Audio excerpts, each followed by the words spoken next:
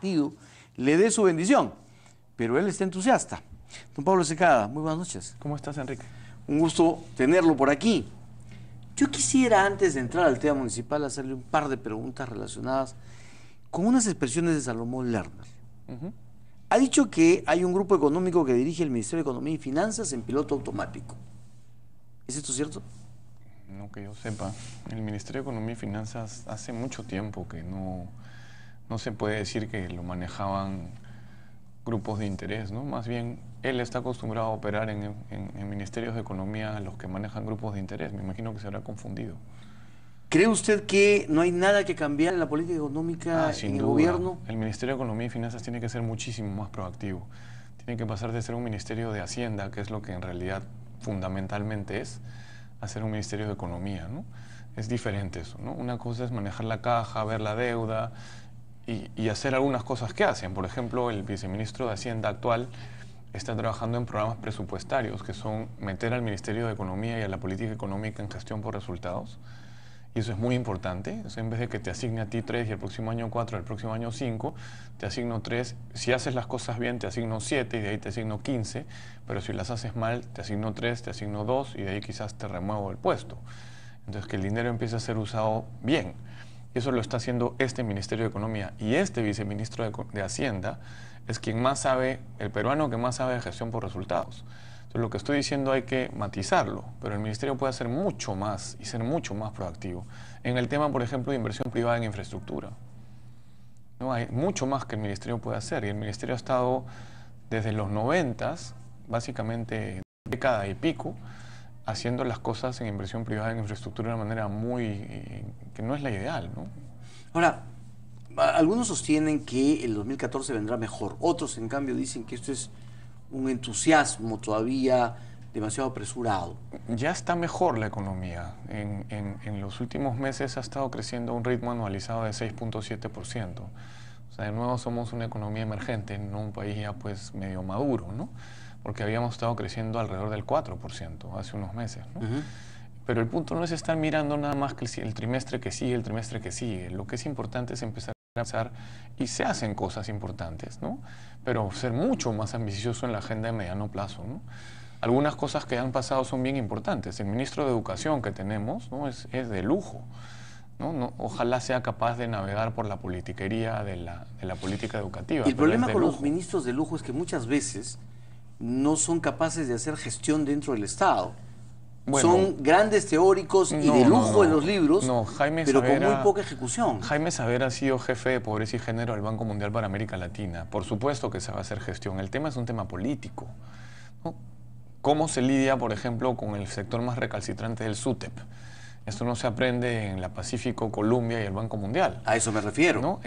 Claro, entonces ojalá Jaime se haya sabido rodear de las personas que le den una mano en eso, pero el presidente ha hecho muy bien en llamar a una persona así de ministro de Educación. Y así hay otras áreas en las que se está avanzando. Conmigo se molestan cuando lo digo, pero yo siento que este gobierno ha hecho algunas cosas importantes en materia económica que han avanzado la agenda de mediano plazo, posiblemente inclusive más que el gobierno pasado. ¿Y qué hace un hombre que sabe de esto tanto como usted y que podría haber sido un aspirante al Ministerio de Economía queriendo tentar la alcaldía de Lima? La política es algo que no nos llama porque la política en nuestro país es muy sucia, ¿no? Pero en la medida ¿La alcaldía en que... de Lima es política? No, por supuesto, estoy elaborando. Ajá. En la medida en que la clase media va creciendo, van a darse oportunidades para que personas diferentes de la política tradicional empecemos a entrar a la política, ¿no? Yo he mamado la política 20 años, o sea, yo era la mascotita del Ministerio de Economía y Finanzas en los 90 cuando se hacían las reformas, ¿no? Como analista de un banco de inversión o inclusive antes iba al ministerio y veía lo que empezó siendo un proceso simple, entre comillas, de tecnócratas y se volvió una guerra política espantosa dentro del Estado. ¿No? Después he visto las campañas de Lourdes en varias ocasiones y no me cabe duda que la manera de avanzar no es tener buenos técnicos, sino tener buenos políticos. Técnicos, mira, ahorita hay una persona que se llama Piero Ghezzi acá en nuestro país que acaba de regresar de trabajar en Nueva York, donde fue el analista de mayor rango de todos los peruanos que hemos trabajado en análisis financiero en banca de inversión en la historia. Era una persona connotada en la Pacífico. Yo recuerdo haber leído trabajos de Piero cuando era un chiquillo. O sea, personas de las calidades técnicas de Piero, por ejemplo, o Lucho Carranza, o Miguel Castilla, o Carlos Oliva, a Dios gracias en nuestro país cada vez hay más, pero muchos de ellos no tienen idea de hacia dónde hay que ir en materia política.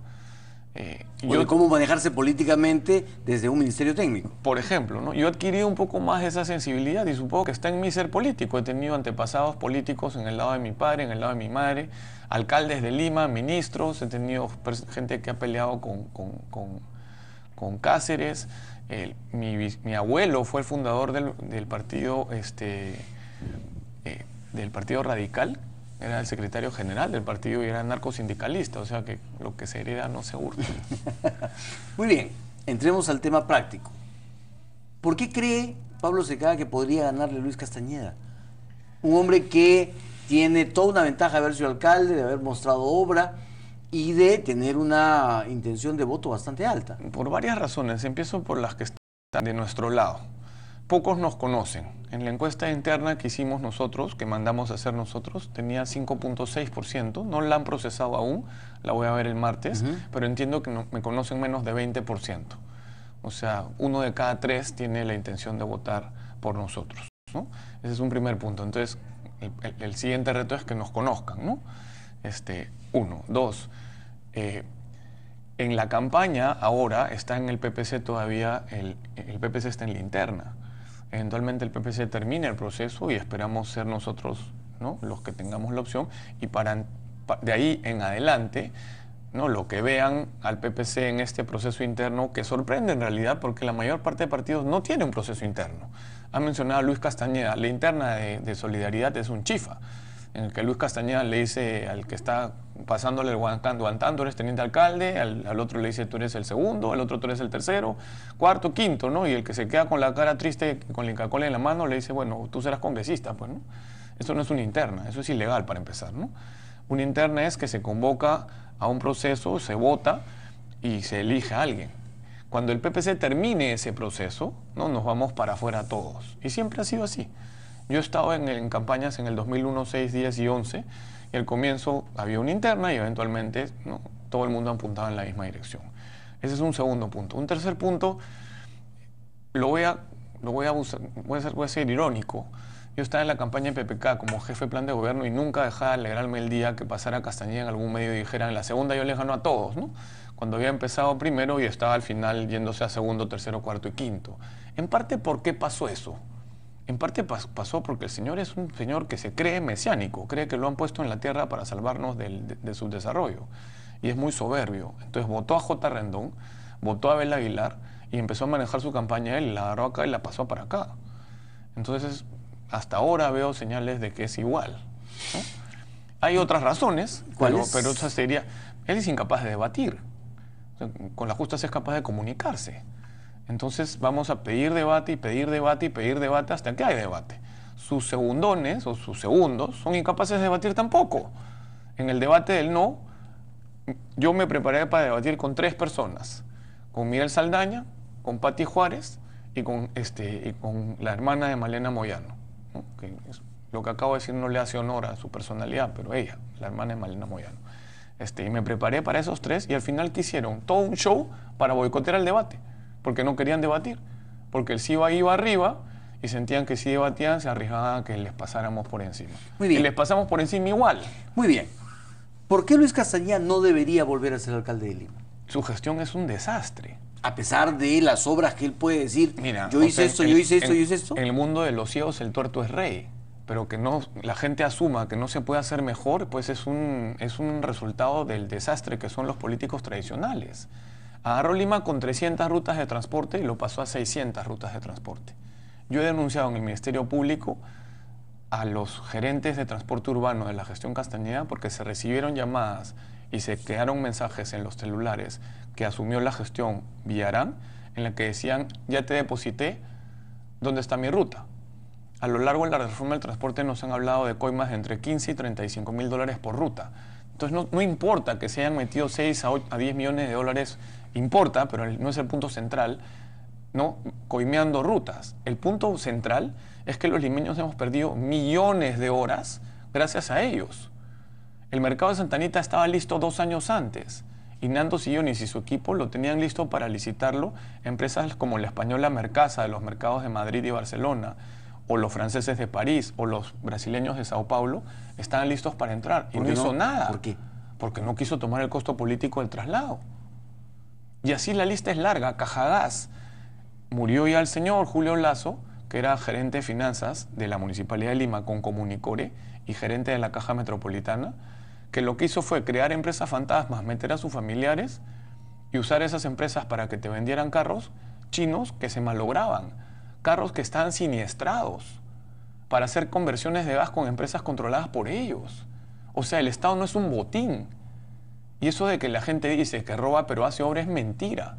Para hacer un programa de inversión privado con empresas privadas y la comunidad en los cerros de Lima, para meter pues un shock de inversión en cerros, no avanzar de escalera en escalera o de 10 en 10 o de 100 en 100, sino hacer 1.500 millones de soles de escaleras el primer año, con una argucia financiera que se llama titulizar ingresos futuros, no puede ser chueco, porque las empresas más grandes que tú quieres que participen en ese programa no van a venir a licitar con Lima si tú eres chueco.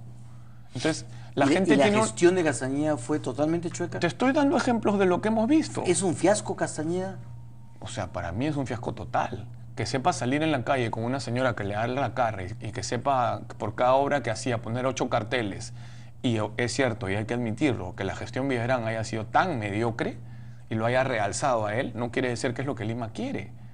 Un país que está desarrollándose, un país en el cual la clase media se ha duplicado, un país en el que hay 9 millones de pobres, no puede tener más Castañedas. Se acabó ya. Esa es la política del siglo XX. Pero Castañeda puede decir, las políticas yo hice Grau, yo hice esto, yo hice el otro. Pero Enrique, por obras favor, que nunca antes se habían hecho. Metes carreteras y vías así en Lima en un programa de inversión privada de 15 años y te las hacen todas en 3 años y te las mantienen para siempre.